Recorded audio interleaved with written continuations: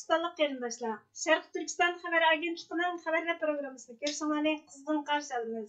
Tunda tafsiliy mazmunlarni diqqatingizga sunamiz. Sharq Turkiston surgunda hukumatı Sharq Turkistonni ziyorat qilmoqda bo'lgan arab vakillar umikini aybladi. Xitoyning Zuvani yer shari vaqti xabar torining 28 mart kunidagi xabariga qaraganda, Fatahning Falastin inqilobiy kengashining asosi Bassam Zakarning boshchiligidagi vakillar umiki Falastin, Suriya, Misr, Livan, Iroq, Yaman, Iordaniya va Tunis qatorliq nurg'un musulmon davlatlardan kelgan siyosiy partiya a'zolaridan tarkib topgan bo'lib, Sharq Turkistonni ziyorat qilmoqda ekan. Xitoyning Sharq Turkistonda tiklagan partiya sekretari Ma Xinrui Sharq Turkistonning navbatdagi islohoti, taraqqiyoti va muqimligi to'g'risida doklad berib, Şinjanning ijtimoiy vaziyati ham inoq ham muqim, iqtisodiy yuqori sur'atda sifatli taraqqiy qilmoqda. Millatlar ittifoqligi o'zliksiz kuchayotidi. Dinlar mos holda taraqqiy qilmoqda. Har qaysi millatlarning kishilik huquqi to'liq kafolatga ega qilindi. Amerika boshliq g'arb davlatlari kishilik huquqni bahona qilib, xato tashviqot tarqitib, Sharq Turkiston xalqining kishilik huquqiga daxl yetkazadi deb bildirgan.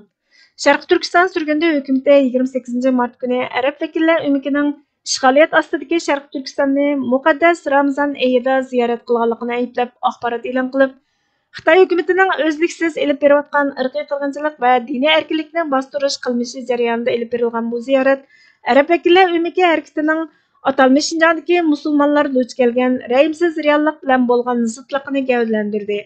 Sharq Turkiston surgunda hukumati bu ziyoratni Xitoyning atalmish Şinjandagi Uyg'ur xalqi va musulmonlarni asos qilgan boshqa tur xalqlarga qartilgan rahimsizlarcha mustamlikachilik, irqiy qirg'inchilik va ishg'oliyat harakatini qonunlashtirishni maqsad qilib planlangan tashviqot tirishchiligining bir qismi deb qaraydi. Sharq Turkiston surgunda hukumatining amonliq tashqi ishlar ministri Salih Xudoyer arab vakillar umkining gunohlarimizga tavba qiladigan ibodat oyi Ramazonda Sharq Turkistonni ziyorat qilishi Xitoyning dinimizni, kulturimizni, mavjudligimizni yo'qotishni maqsad qilib yurgizayotgan irqiy qirg'inchilik siyosatini nomussizlarcha qo'llashni maqsad qiladi. Bu ziyorat qiyinchilikda qolgan Uyg'ur xalqi va boshqa tur xalqlarining umidsiz vaziyatiga sal qaraydigan va Xitoyning Sharq Turkistonda elib berayotgan irqiy qirg'inchilik va ishg'oliyatini bemalol qo'llaydigan ig'ir xiyonat dedi. Umak ziyorat jarayonida 2024 yili 27 mart chorshanba kuni ishg'ol qilingan Sharq Turkistondagi Xitoy Kompartiyasining kotibi Ma Xinrui bilan ko'rishgan. Bu qatimqi ko'rishish Xitoyning Sharq Turkistondagi musulmon turi xalqlariga qarata yurgizayotgan irqiy qirg'inchilik jinoyatiga arab vakillar umkining sherik bo'lganligini ko'rsatdi. Falastindagi Fatah inqilobiy kengashi rahbarligidagi Falastin, Suriya, Misr, Tunis, Livan, Iroq, Yaman, Iordaniya qatorliq davlatlarning vakillaridan tashkillangan guruhining Sharq Turkistonda elib berilayotgan irqiy qirg'inchilik va dinimizni bostirishni hal qilmasligi Sharq Turkiston xalqining diniy e'tiqod erkinligi, haqlari va davomlashayotgan kurashlariga qilingan hurmatsizlikdir. Sharq Turkiston surgunda hukumatining diniy va kultur ma'rif ishlari ministrligining ministri Adil Ablamat arab vakillar umikining ziyoratini ayblab, ularning harakati islomning rahim shafqat, adolat va zulmga qarshi turish vazifasini o'rgatadigan asosiy prinsiplarga xiyonat qiladi. Ular Xitoy zolimlari bilan bir safda turib, bu prinsiplardan voz kechib, Sharq Turkistondagi din qarindoshlaridan yuz o'rdi dedi. Sharq Turkiston surgunda hukumati xalqaro jamiyatni, bo'libmi musulmonlar ko'p sonliqni egallaydigan davlatlar va ularning vakillaridan Xitoy hukumati ko'rsatayotgan ko'rinishdan orqib, reallikni ko'rishni o'tinadi. Bugungi Sharq Turkistonning realligi mustamlikachilik, irqiy qirg'inchilik va ishg'oliyatdan iborat bo'lib, yaqinqi ziyorat xatarlik turda Xitoyning jinoyatini yuyishga urinishdan iborat. Sharq Turkiston surgunda hukumati yanada Sharq Turkiston vaziyatiga bo'lgan tunishini o'stirib, adolatni tashabbus qilib, Sharq Turkiston xalqining huquqiy, erkinligi va mavjudligiga kafolatlik qilish uchun Sharq Turkistonning mustaqilligini asliga keltirish tirishchiligini davom qildirdi. Biz dunyo rahbarlari, tashkilotlar va vijdonli shaxslarni biz bilan birlikda Xitoy hukumatining vahshiyligini ayblashga, Sharq Turkistondagi Uyg'ur va boshqa tur xalqlarining asosiy huquqini qo'g'dashga chaqiriq qilamiz dedi. O'zbekiston prezidenti Shavkat Mirziyoyev Xitoy vakili umikini kutib olgan. Kun.uz xabar torining 28 mart kunidagi xabariga qaraganda, O'zbekiston prezidenti Shavkat Mirziyoyevning Xitoyning Sharq Turkistondagi qo'nchiqi Erkin Tunyaz boshchiligidagi Xitoy vakillar o'miki bilan elib berilgan suhbatda O'zbekiston bilan Xitoyning ko'p taraflik hamkorligini yanada kengaytirishning muhim nuqtalari nazarga olingan bo'lib, bu O'zbekiston bilan atalmish Şinjan Uyg'ur avtonom rayoni orasidagi amaliy aloqani taraqqiy qildirishni o'z ichiga oladi ekan. İki taraf O'zbekiston Xitoyning do'stlik munosabati va avarayi strategik hamkorlikning eng yuqori saviyasidan mamnun ekanligini bildirgan. O'zbekistonning atalmish Şinjan Uyg'ur avtonom rayoni bilan bo'lgan savdo oboroti kun sayin oshayotgan bo'lib, davlatlar o'rtasidagi ikki taraflik savdoning taxminan 10% ni egallaydi ekan. Atalmish Şinjan Uyg'ur avtonom rayonining oldingi qatordagi shirkatlarining mablag' solish turlarining umumiy summasi 3 milliard 500 million dollar bo'lib, bugungi kunda yeşil energiya va elektr sanoati, qurilish sanoati va yangi tipdagi qurilish materiallari ishlab chiqarish, metallurgiya, ul asliya zamoniylashtirish qatorliq sohalarni o'z ichiga oladi ekan.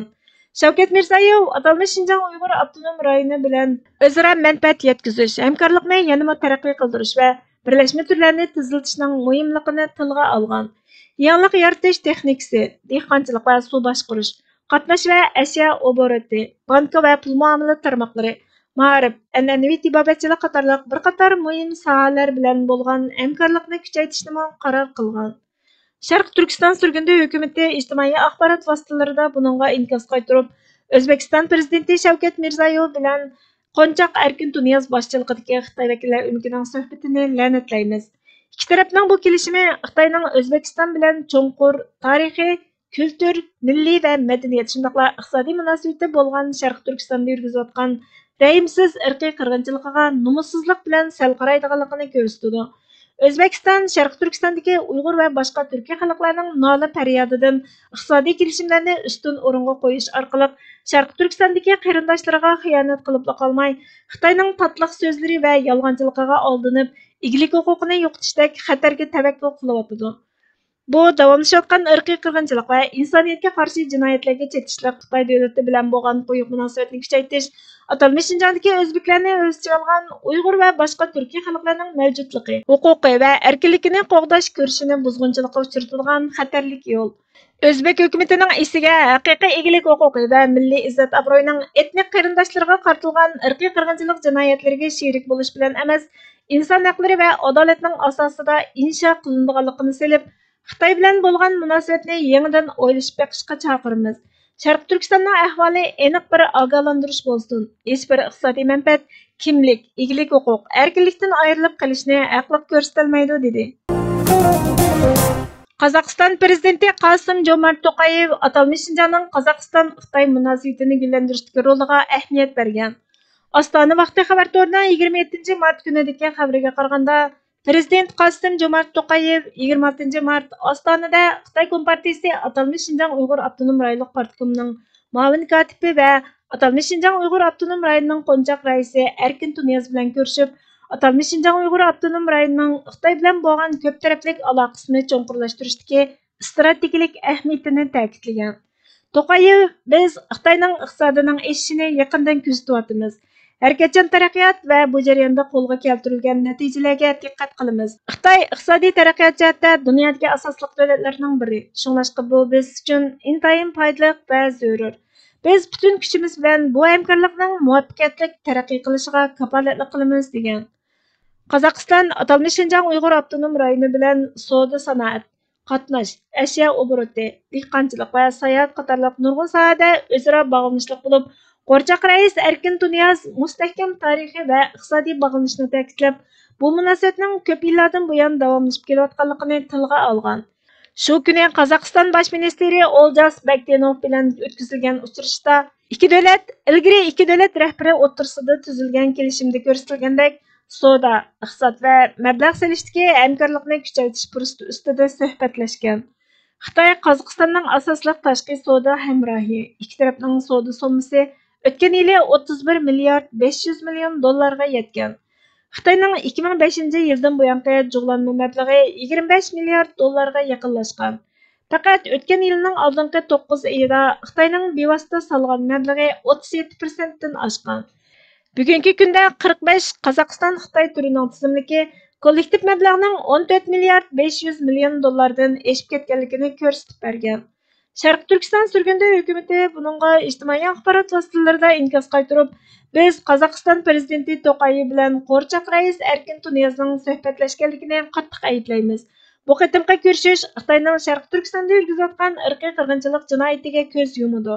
Sharq Turkistondagi qozoqlarni o'z ichiga olgan Turkiya xalqlarining hurlik, kishilik huquqqa erishish va mavjudligini saqlab qolish ko'rishiga buzg'unchilik qiladi.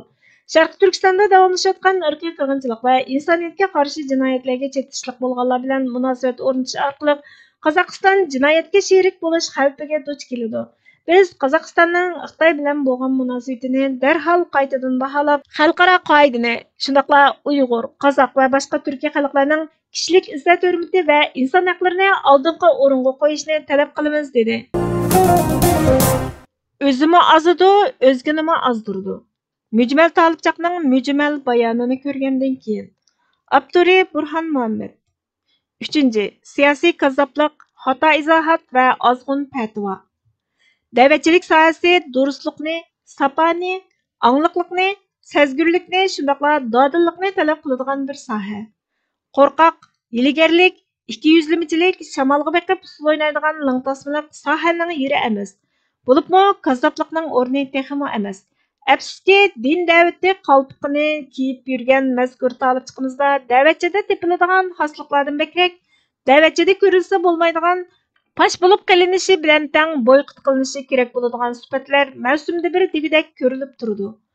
Alayliq, atalmış da'vatchimizning ko'rurmanlari rosa ko'payayotgan shu mezgillarning birida studiyasiga film va programma ishlash jihatda o'zidanmi kasbiy bo'lgan maslak ahli keladi va birlikda ishlash taklifini beradi. Ammo o'zini dinning da'vatchisi deb yurgan bu talibchoq o'zini siyosiyga aralashmaydiganlik, siyosiyga yaqin yo'lmaydiganligini pesh qilib, millat va vatan uchun xizmat qilish taklifi bilan kelgan kishini rad qilib yo'lga soladi. Diqqat tortadigan yeri shuki, rad qilishning bahonasi qarshi taraf bilan xushi yo'qligi yoki qo'lidan kelmaydiganligi emas, balki qo'lidan keladigan bir ishning hamkorlashish imkoniyati bor bir ishning siyosiy bo'lganligi. Mana bu talibchiqimizning, ya'ni sekularizmni og'iz-og'izga tegmay ayblab bormagan, din va siyosatni ayirish tarafdorligini tanqidlab, dindan, oyat hadisdan naql so'zlab qo'yun chiqarib turolmagan da'vatchimizning tutumi. Ammo ko'ramizki, siyosiyga o'zining diniylik yo'lini aralashtirmaydigan bu talibchoq yana tuyuqsiz kamera oldida namoyish maydonlarida paydo bo'lib, da'vo suyuqlantirish tipidagi oilam nada harakatining aktivlaridan ko'rinishga boshlaydi. Bermayman deb do'nga chiqib beribdi degandek, Xitoy konsuli oldida namoyish qilishdek bir siyosiy harakatning siyosiy tus olmasligi uchun talibchiqimizning bozorga solmagan diniy da'vatchi qaltiqi unvoni qolmaydi. Bir qancha yillik ekak selib bilib hozirlangan diniy nupuzining kuchini sinab ko'rish tipidagi bu urinishi atalmış da'vatchimizning namoyish maydoniga borguncha bayroq chiqarmaslik nasiyatini qo'ngning qirig'i olmagan holda keng lapildishi bilan oqmaganligi bilinadi. Siyosiy xarakteri bor bir harakatni siyosiylikdan yalang'ochlab ko'rsatishdek suiiste'molchilikning oqmaganligini ko'rgan da'vatchimiz nomus qilmasdan yana namoyish maydoniga chiqib bayroq ko'tarib chiqqan xalqqa gajgisini qilib turib, yana bayroq chiqarmaslikqa nasihat qilish vazifasini o'tab bormaydi. Halbuki bayroq ko'tarib chiqayotganlarmi, namoyishni namoyishda qilib turayotgan avommi da'vatchimizning dumbisidan 20-30 metr yiroqligiga udul keladi yoki kelmaydi. Bayroqni ko'tarayotganmi, oila da'vosi qilayotgan xalqmi ashu maydonda. Ammo da'vatchimiz maydonda kameraga siyosiy bo'lmagan ko'rurmanlarga qarab qaynab ketadi. Ajaba bu nimaning da'vatchiligi? Ajaba bayroq ko'tarmay da'vo qilsa, bakrak oqadiganligiga doir biror apparatdan vayi yoki bishorat keldimi? Yoki bu chaqiriq bir yoqdan bayroqliq namoyish qilinmasa, bayroq bilan xalqning ishi yo'qligini, bayroq ko'tarib siyosiy da'vo qiladiganlar bilan aslida normal xalqning hech ishi yo'qligini maydonga chiqib ko'rsatib berishga safarbarlik qilish vazifasining ehtiyojiga moslashish kerak bo'lib qolganlikdanmi? Siyosiy faoliyatchilarning mushu tariqada diqqatiga tushib kelayotgan mazkur talibchoq zamon-zamon diniy ahkam va aqidaga munosabatlik ozg'un qarashlarni gap orlig'iga bilinar-bilinmas tariqada qistirib da'vat beradigan, ovozsiz ammo hidi badbo'y keladigan yilqidek yel qo'yib o'tish usuli bo'yicha postongida deb tashlaydigan, darhol sesqiydi chiqib, yelning manbasi surishtirilib tanqidlanishga boshlaganda shaqqada chiqarib bo'lgan videosini tahrirlab, kesib ulab, qaytadan suratga oladigan joylari bo'lsa, zamaskisini to'liqlaydigan qiliqlarni qilib turdi. Әмділікте мәзкүр талып chiqimiz sifatsiz youtuberchilikning tipik shalg'ut xarakterini namoyish qilib, da'vatchi qalbqi ostida dinning tadqiqot sohasidan fikri, aqidaviy sohasigacha, axloq va shar'iy masalalargacha, siyosatdan islom tarixigacha hamma irqqa put silib boqadigan, burnini tiqib boqadigan, ijtimoiy tarmoq uchur vositalarida qaysi xil texnikalik yo'nalishda din to'g'riliq gap setish moda bo'lsa, qaysining reyting bozori moda bo'lsa, shuning sifatsiz nashrni ijod qilib, farqliq molla ko'rinish havasini bozorga selib ulgurdi. Albatta, bu darajaga berib yetgan orsizlarcha hadsizliklarning o'ttirg'i chiqishiga ko'rilmandan bakrak haqiqiy ilm ahlilarining maydonda ko'rilmasligi, diniy sohaning shalg'utlashishiga, pichiklashishiga qarta har qachon sagak turish, ilmiy nufuzi va salohiyati bilan salohiyatsiz tiplarni vaqti-vaqtida ilmiy tanqidlari bilan fosh qilib, sazlab turmasligi qatorliqlarning belgilik hassisi bo'ldi desak ortiq bo'lmaydi.